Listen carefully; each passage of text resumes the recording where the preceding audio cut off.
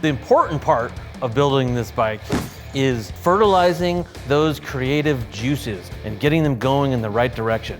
And the best thing to do that with is a vision board. Take all the things that inspire you, put them on a board, and just let the strings point you in the right direction. You really gotta fuel those creative fires deep, deep down in your loins. You have to feel it. If you're not feeling it down there, well then it's just not gonna fly when you go to get on your bike. Because you wanna get that same hot feeling in your loins when you're riding your bike as when you were building it. Otherwise, the juice just isn't worth the squeeze. A couple major things we know we're gonna have to address.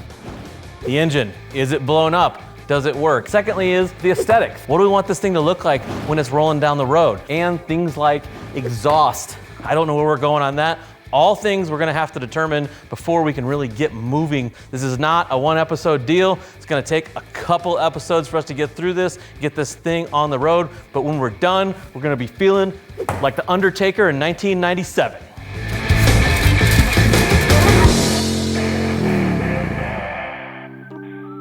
So this time of year, I always start thinking about doing a project of some sort. When I do that, you know, it gets me thinking about the history of custom motorcycles and kind of what's been done and what came before me and, you know, maybe what's gonna be happening down the road. I mean, you can get inspiration from everything, right? I live close to the Sturgis Motorcycle Museum. We're kind of like in the hub, really, of what has become all things motorcycles. Was this an 80? It was 76. How rad is this thing? So in 76, they already had stereos and baggers. I mean, it was an 8-track. It is Johnny Cash. Oh, and a cigarette lighter. Cigarette lighter and a Johnny Cash 8-track. Yeah. Now, this is a cool bagger.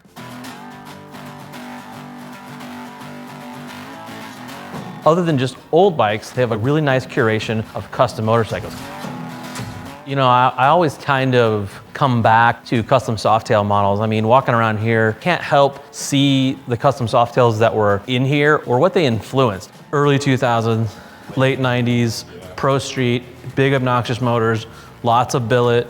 But I mean, like, this was the thing. Before people were dumping obscene money into baggers, they were doing stuff like this. Big Dog, Iron Horse. Used to be, you come to Sturgis, that's literally all you saw. Was like 240 rear end choppers up and down the street. You could have the widest tire on their Softail. In the 90s, man, like everything was a Softail. The main driver was Softail parts. Like you could get anything for a Softail, motors, transmissions, every little part. This is Pro Street Softail Uberness. Like this is it. In the 90s, this is what everybody was building. The stock version of this bike, let's say it's a 91 Softail in somebody's garage, you could realistically buy a shuttered 91 Softail for like 3,500 bucks. Now he has got this bike. I mean, this bike would go for like 40 or 50 grand. It's just a bitchin' platform to build off of. I mean, it really is. The whole model range just kind of faded away. At one time, there was complete motorcycle companies just basically making Softails. You had the Big Dogs and the Iron Horses and the whole lineage of, you know, motorcycle manufacturers that went away after the kind of like the crash in 08 that were just pumping out Softail-based models. Yeah, so this is a twin cam Softail. A great example of somebody still using a Softail platform to build custom bikes. I mean, Softail platform, a late model even.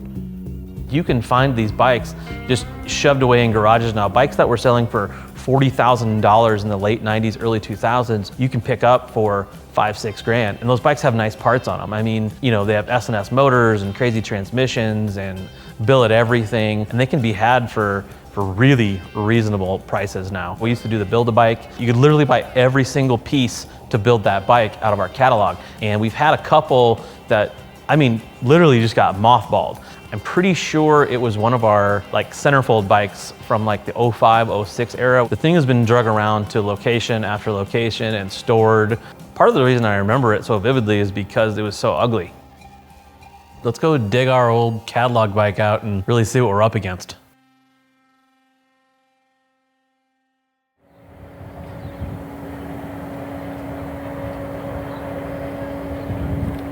Pretty sure this is where it lies now. It's been in Iowa, Florida, Texas. I think it was outside up here in South Dakota for a while. Pretty sure stashed in here.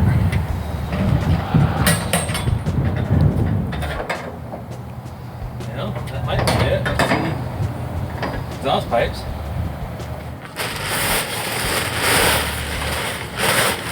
There she blows. almost like I remember it. I seen it. It's not like it looked when it was in the catalog, and it doesn't look like anything I want. It's like JMP Cycle's very own barn find. Upside down handlebars are a nice touch. Got that fixed throttle. It's a motorcycle, or it has this kind of a start of a motorcycle, but there's a lot of things on it that are, you know, completely useless in my opinion.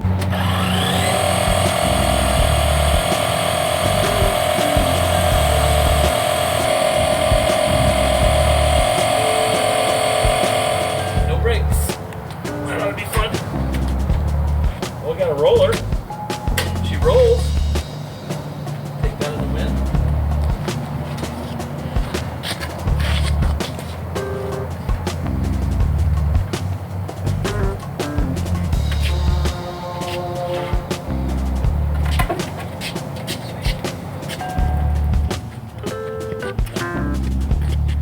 The good thing is we have like the meat and potatoes, right? We have a bitchin' S&S engine, assuming everything still works. We have a transmission, we have a primary, we have a frame, and some wheels. The rest of it, and even maybe the wheels, I can take or leave it.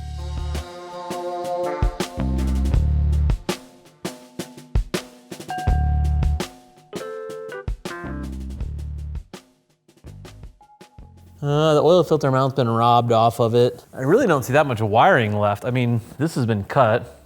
It just looks like it's in limbo, but the big building blocks are there. These frames, these Softail frames, they're made to mimic a hardtail, but still have suspension underneath. So I want to go with that. I want it to look chopper, man. Like, needs to be low, short, kind of tight in there, tucked in, just brrr. Just like your quintessential like chopper dude blasting down a road. I'm pretty sure that's a 96-inch S&S EVO motor. That's very exciting that that motor's in there, but also the thing hasn't been turned over in 15 years. So I'm a little concerned about that. You know, those motors are pretty bulletproof, but God knows what's gonna happen in 15 years. That garbage ass front end is concerning. This thing is not only really ugly, but, oh Jesus. Look at the twist in that son of a bitch. I'm gonna say that sucks. There's no wiring really to be had on the bike. There's a little bit. I mean, on one hand, it would be concerning, but when I looked at the bike and looked at the condition, I kind of already had it in my head, like, I'm just gonna tear the thing down. The other thing that I don't know about is the charging system. Like, that's something we just won't know about until we get into it. I mean, that belt probably was new in 2005. I just hope the big pieces, i.e. the motor and transmission, are still in a state where they're not gonna require like massive amounts of you know, updating. I'm not the biggest fan of these like 80 spoke wheels, but in the, see, this is something I'm worried about right here.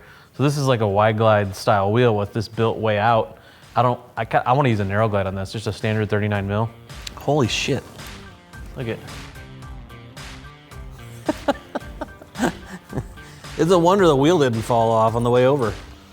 The hilarious part to me is it was built as this Softail with a hot rod motor in it. Somewhere along in the last 15 years of it getting shuffled around, and somebody decided to revamp this bike. They put a FL front end on it and a long fender. So basically they were taking a Softail and making it look like a bagger, which was the current trend at the time. There's some level of irony there, right? Where you're taking this Softail and trying to make it look like a bagger, and now we're taking it and I'm gonna rip all that crap off.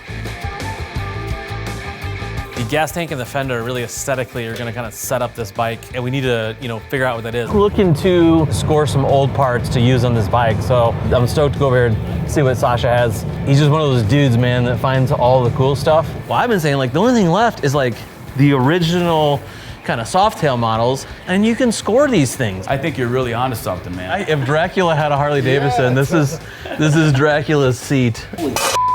I guess it's good that there was oil in it. Now we just have to keep the oil in it.